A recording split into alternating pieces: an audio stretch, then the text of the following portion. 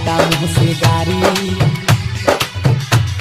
आवता मुँह से गारी। डीजे मनीष रक्सौल।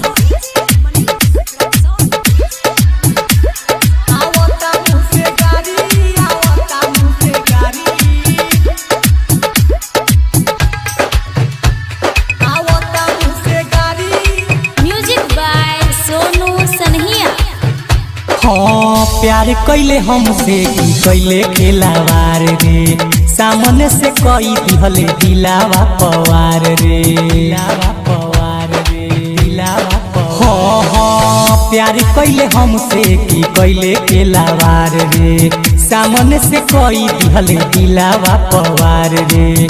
कुछ नहीं भावता याद बड़ी आवता, का कही तोरा के रे मंगिया जारी। आवता मुँह से गारी, आवता मुँह से गारी, आवता मुँह से गारी, आवता मुँह से गारी। सनहिया रिकॉर्डिंग स्टूडियो कटसा।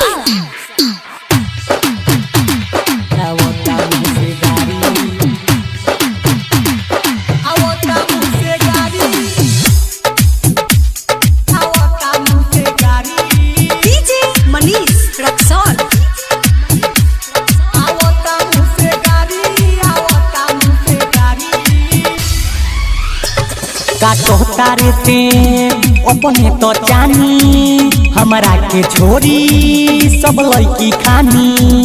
आवता मुँह से गारी, हाँ काटो तारे ते अपने तो जानी, हमरा के छोरी सब लड़की खानी।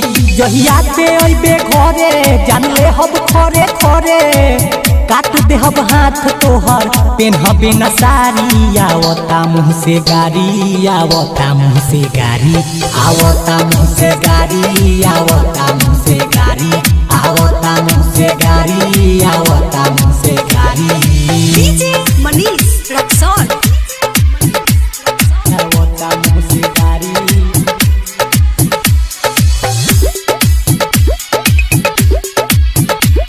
आवता मुँह से गारी, आवता मुँह से गारी। सनहिया रिकॉर्डिंग स्टूडियो कटसा।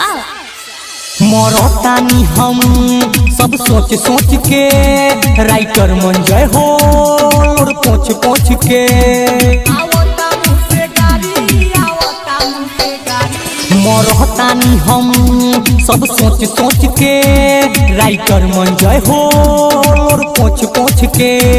दीपक के दिल दुखा के सोनू के संगे जाके, देख ली है रोबेते हूँ आँखिया सुधारी। आवता मुँह से गारी, आवता मुँह से गारी, आवता मुँह से गारी, आवता मुँह से गारी, आवता मुँह से गारी, आवता मुँह